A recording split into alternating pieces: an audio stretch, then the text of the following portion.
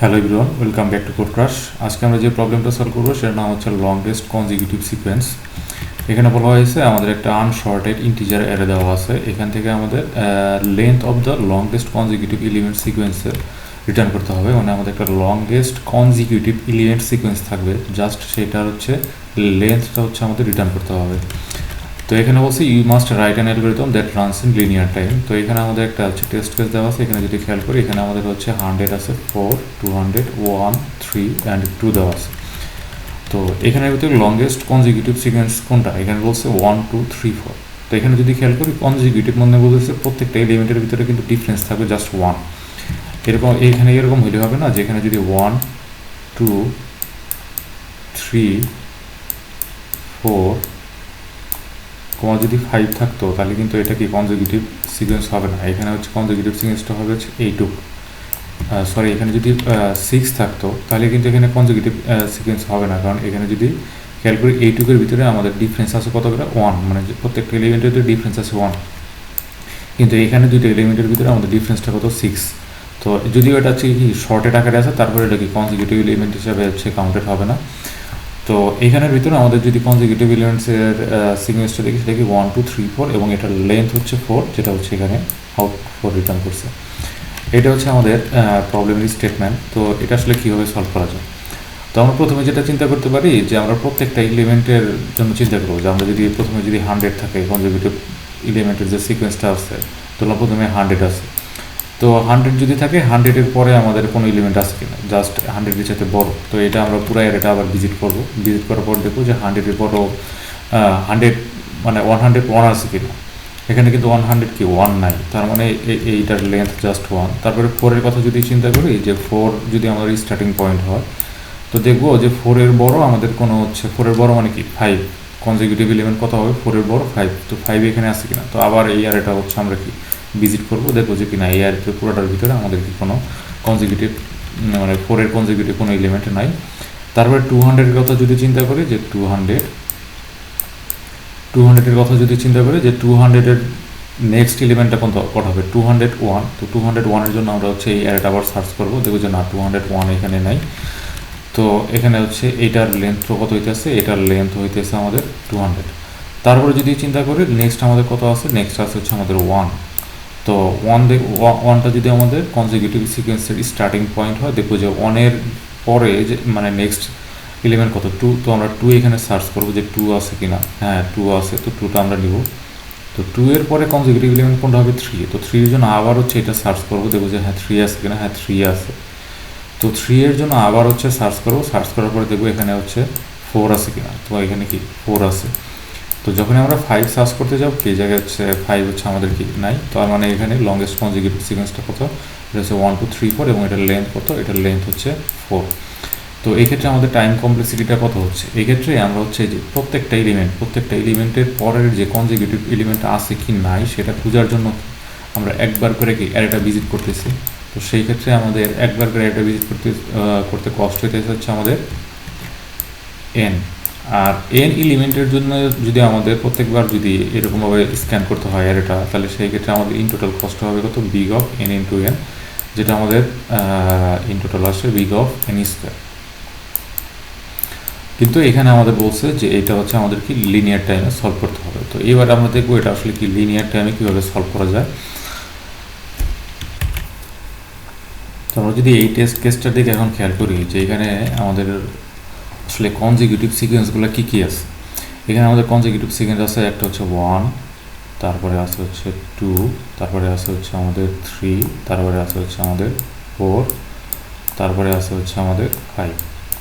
তারপরে আর কি কি আছে আমাদের এই জায়গায়? আমাদের 7, 8, 9 আছে।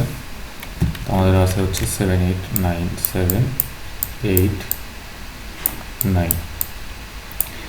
তো আমাদের আসলে আগের যে অ্যাপ্রোচটা ছিল, এই অ্যাপ্রোচে আমাদের ঝামেলাটা কী ছিল? তো এইখানে যদি খেয়াল করি যে আমাদের যদি আমরা কী করতেছিলাম, 4-এর মানে স্টার্টিং 4 মানে আমাদের 4 দ্বারা স্টার্টেড কোনো হচ্ছে কনজিকিউটিভ সিকোয়েন্স আছে কিনা। কিন্তু আমরা এই 4টা কিন্তু অলরেডি দেখতেছি আমাদের অলরেডি একটা কনজিকিউটিভ সিকোয়েন্সের পার্ট, এবং সেটা আমাদের কি স্টার্টিং পয়েন্টের না।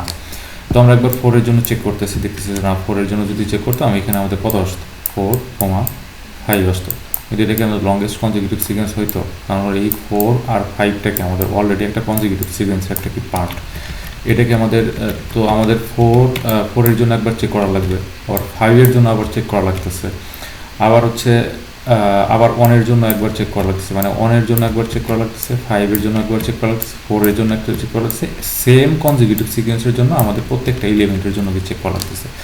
তো সেই জন্য কি আমাদের কমপ্লেক্সিটিটা কিন্তু বাইরে যাচ্ছে। আবার যদি আবার এই 7, 8, 9-এর কথা চিন্তা করি, যে আমরা 8-এর কাছে গেলাম, 8-এর কাছে যা বললাম যে 8 দ্বারা স্টার্টেড কনজিকিউটিভ সিকোয়েন্স আছে, দেখলাম যে 8, 9 পাইতেছি, কিন্তু 8, 9 তো আমাদের কি অলরেডি একটা কনজিকিউটিভ সিকোয়েন্সের একটা পার্ট। তো আমরা যখন 8, 9, 8-এর জন্য একবার করবো, তারপর আবার 9-এর জন্য কাউন্ট করবো, আবার 7-এর জন্য, মানে আমরা সেম কনজিকিউটিভ সিকোয়েন্সের জন্য আমরা বারবার হচ্ছে একই কাজ করতেছি।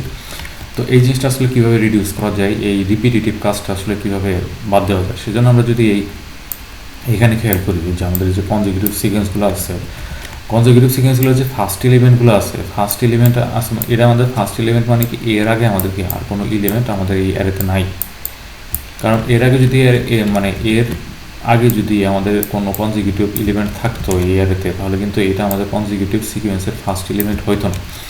তো সেই জন্য আমরা আগে ফাইন্ড আউট করবো যে আমাদের কোনো একটা কনজিকিউটিভ সিকোয়েন্সের এলিমেন্ট মানে ফার্স্ট এলিমেন্ট কোনটা, এবং সেটা কীভাবে চেক করবো, যে সাপোজ কোনো একটা এলিমেন্ট যদি নাম হচ্ছে আমাদের একটা এলিমেন্ট, কোনো একটা এলিমেন্টের যদি কোনো প্রিভিয়াস এলিমেন্ট যদি আমাদের এই অ্যারের ভিতরে না থাকে, তার মানে কি এইটা হচ্ছে আমাদের কনজিকিউটিভ সিকোয়েন্সের ফার্স্ট এলিমেন্ট।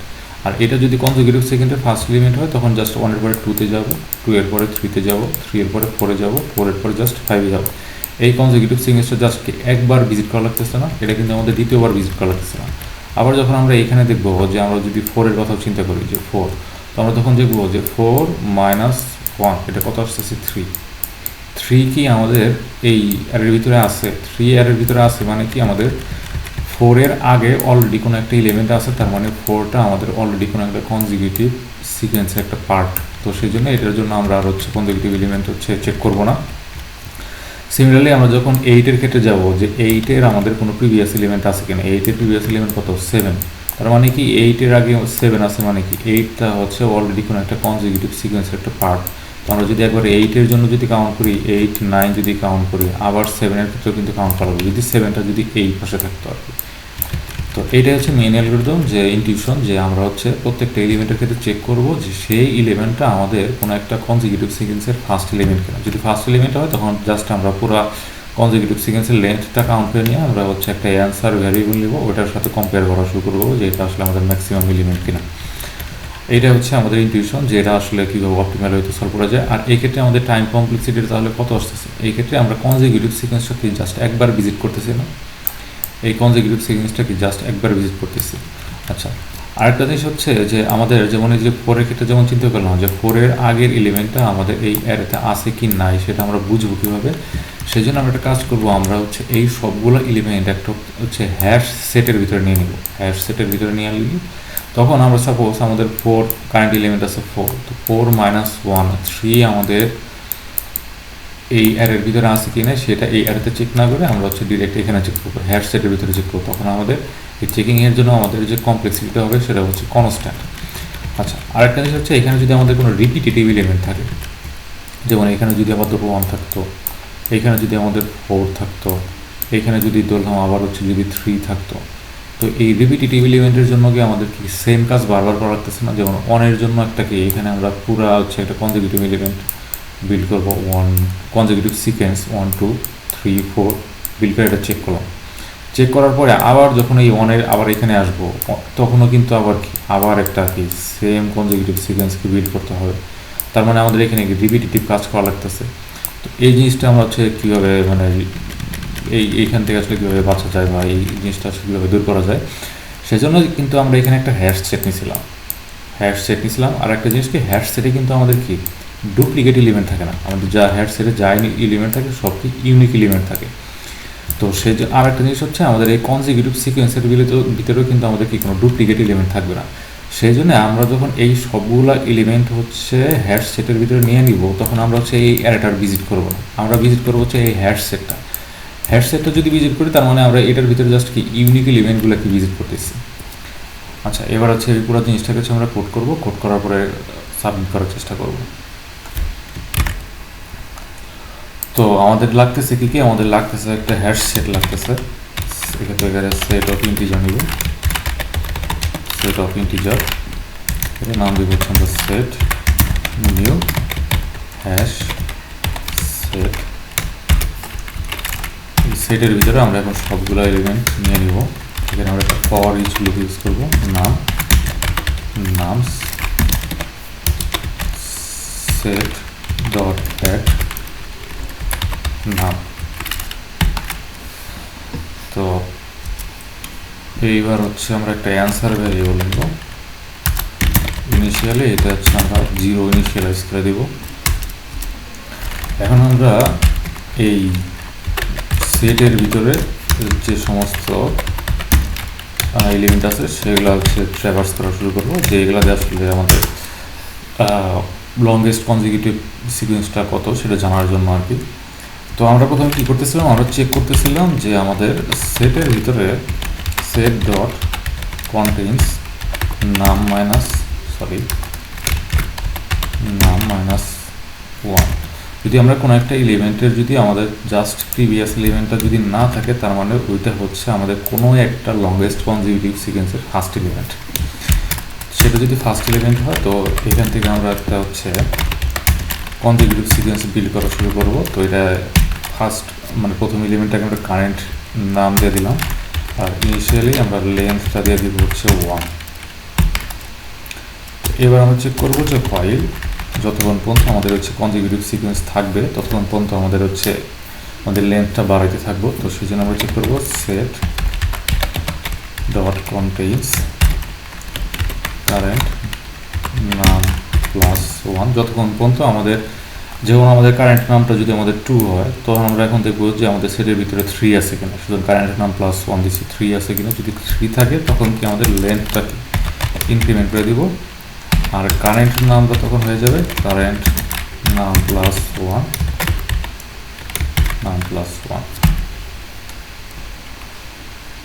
আমাদের যখন এই হোয়াইল লুপটা শেষ হবে তখন আমরা আমাদের যে কারেন্টের লেন্থটা আছে আমাদের হচ্ছে অ্যান্সারের সাথে কম্পেয়ার করব, যে এটা অ্যান্সারের সাথে বড় কিনা। যদি বড় হয় তখন এটা অ্যান্সারে অ্যাসাইন হয়ে যাবে, আর শেষে জাস্ট আমাদের অ্যান্সারটা হচ্ছে রিটার্ন করে দিতে হবে।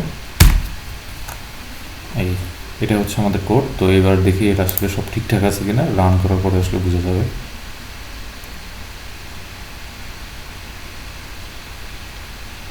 অ্যাকসেপ্টেড।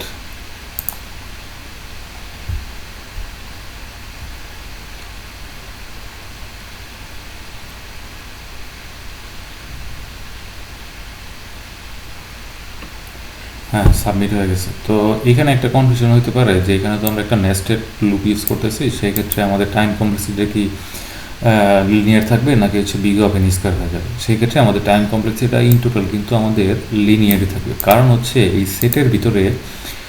সেটের ভিতরে প্রত্যেকটা এলিমেন্ট কি আমরা জাস্ট একবার ভিজিট করতেছি না, আমরা কিন্তু ওই এলিমেন্টটা হচ্ছে দুইবার, মানে এই হোয়াইল লুপটা হচ্ছে আমরা জাস্ট ওই প্রত্যেকটা এলিমেন্টের জন্য একবার করে ভিজিট করতেছি, আমরা কিন্তু দুইবার করে ভিজিট করতেছি। তার মানে ইন টোটাল আমরা হচ্ছে এই টোটাল টাইম কমপ্লেক্সিটি কি লিনিয়ার হয়ে যাবে।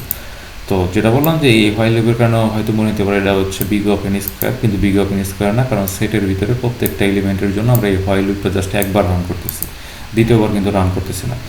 আর ডুপ্লিকেট এলিমেন্ট মানে হ্যান্ডেল করার জন্য কিন্তু আমরা এই সেটটা ভিজিট করতেছি, কারণ ডুপ্লিকেট এলিমেন্ট মানে আমরা যদি এই সেটটা ভিজিট না করে আমরা যদি এখানে নামস দিয়ে দিতাম ফর ইচ লুপে, তখন কিন্তু আমাদের ঝামেলা হতো, আমাদের যে ডুপ্লিকেট যে কনজিকিউটিভ সিকোয়েন্সগুলো থাকতো সেগুলো কিন্তু বারবার কাউন্ট করা লাগতো, সেটা হচ্ছে এই জায়গায় করা লাগবে না। তো এটাই ছিল আমাদের প্রবলেম সলিউশন আজকে এই পর্যন্তই।